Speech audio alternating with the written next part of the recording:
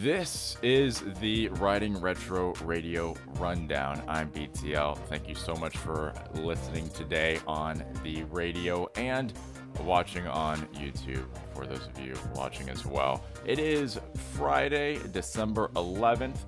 This is going to be sort of a shorter one here.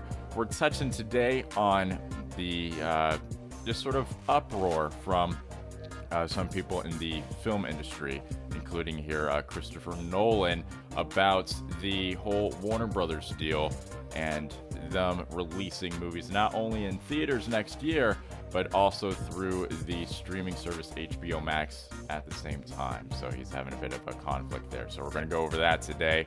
It's all on today's Writing Retro Radio Rundown. All right, so today is an article from Variety.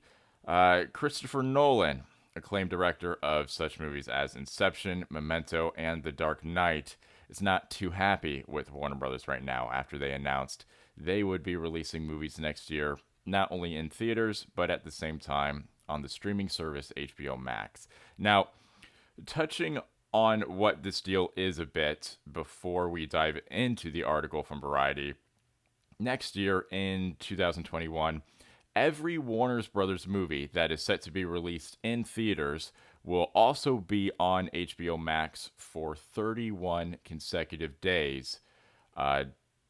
Now, part of this deal is a licensing fee that will equal to the studio's portion of ticket sales. That will be equal to the studio's portion of ticket sales in the United States. Now, based on that alone, I'm not sure if that means HBO is going to match what the actual ticket sales are in the United States at the time, or if it's a projection of what the ticket sales would be based on the amount of streams. Now, there's sort of a fail-safe here for Warner Brothers in this deal as well. Warner Brothers is guaranteed from HBO at least $10 million outright, or 25% of the film's net production cost, whichever is greater. These stats here from the New York Times. Now, going back to the Variety article, apparently Nolan said, quote,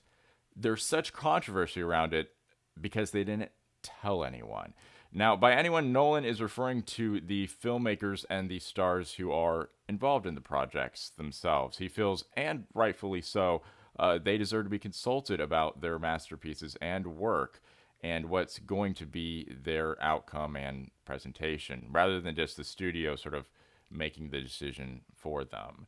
I would almost compare this to the metaphor of like a painter painting a masterpiece and then selling it to someone, and then that someone is now renting that painting out to motels to use in their lobby for a period of time. Should the painter get a say of what he sold it to someone and what that someone should do with the painting? Now that's sort of out of the painter's hands. What do you think about the Warner Brothers deal?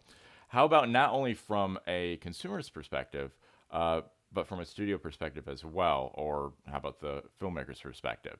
Does your opinion or feeling about this deal change once you start to see this deal from different vantage points?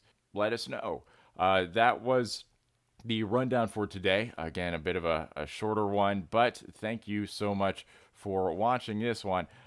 Coming up after the rundown today on Writing Retro Radio is the holiday special that's running through December every Friday and Saturday, 6 p.m. to midnight, and then all day on Christmas Eve and Christmas Day as well. Again, thank you so much for watching or listening. I'm BTL. Have a good night.